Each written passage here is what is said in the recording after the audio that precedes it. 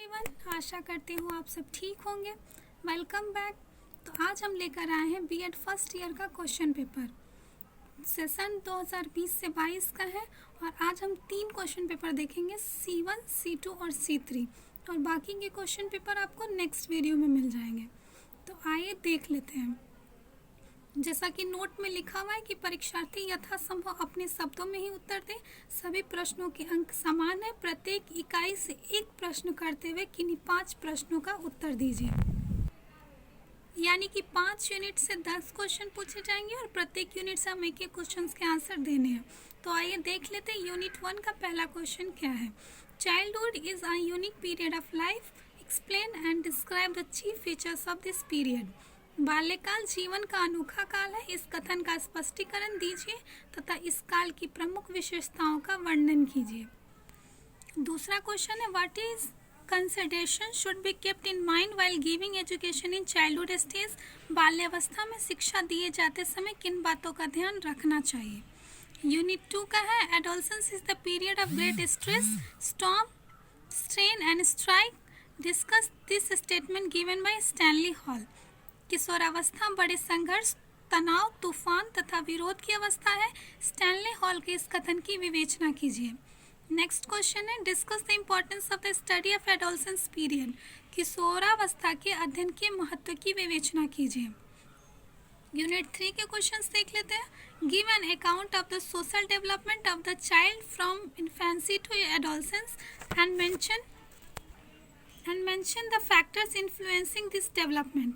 शैशवावस्था से किशोरावस्था तक बालक के सामाजिक विकास और उसे प्रभावित करने वाले तत्वों का वर्णन कीजिए। नेक्स्ट क्वेश्चन है, child social development can not be considered unconnected with the other aspects of its development. बालक के सामाजिक विकास को उसके विकास के अन्य पक्षों से पृथक नहीं माना जा सकता। यूनिट 4 के क्वेश्चंस देख लेते हैं। What is the meaning of individual differences, describe their various natures and causes.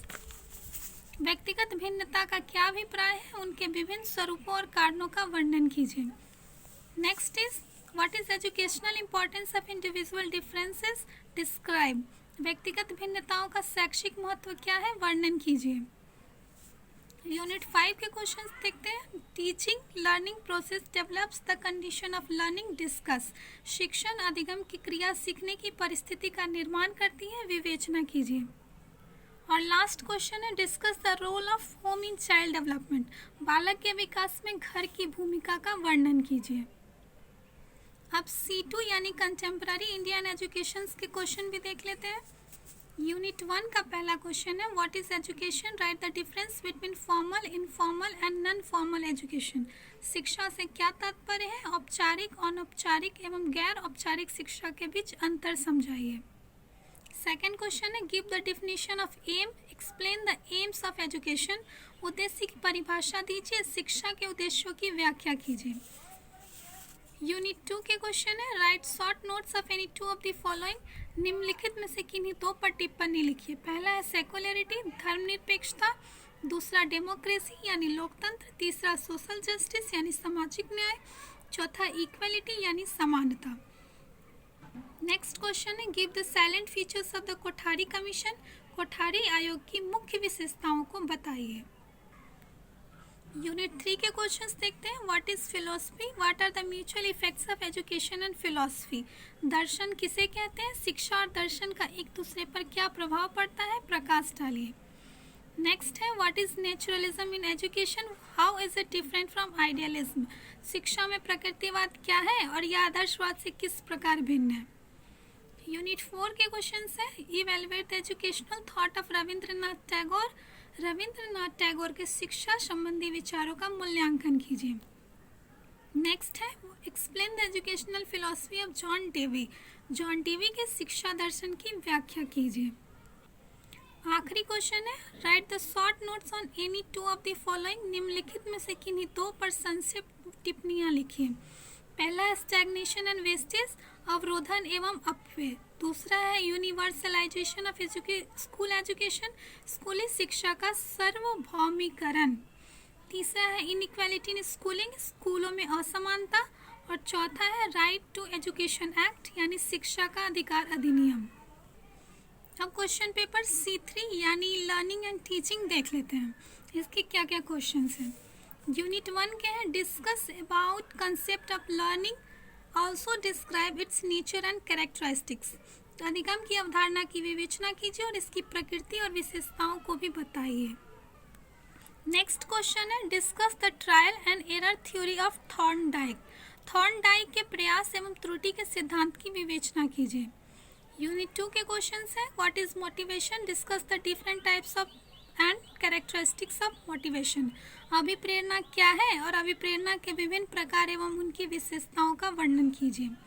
Next है describe the factors influencing of learning. अधिगम को प्रभावित करने वाले कारकों का वर्णन कीजिए। यूनिट 3 के क्वेश्चंस हैं discuss about educational application of theories of learning. सीखने के सिद्धांतों के शैक्षिक उपयोग का वर्णन कीजिए। नेक्स्ट है what should be the characteristics associated with the effective teacher, explain. एक प्रभावी शिक्षक में कौन कौन सी विशेषताएं होनी चाहिए, व्याख्या कीजिए।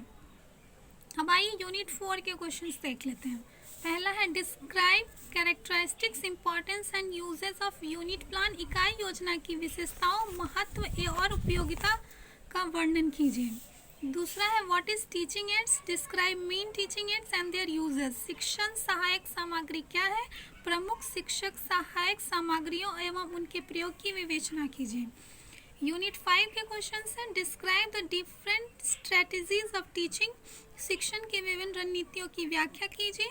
और नेक्स्ट है analyse the factors that affect the process of classroom teaching.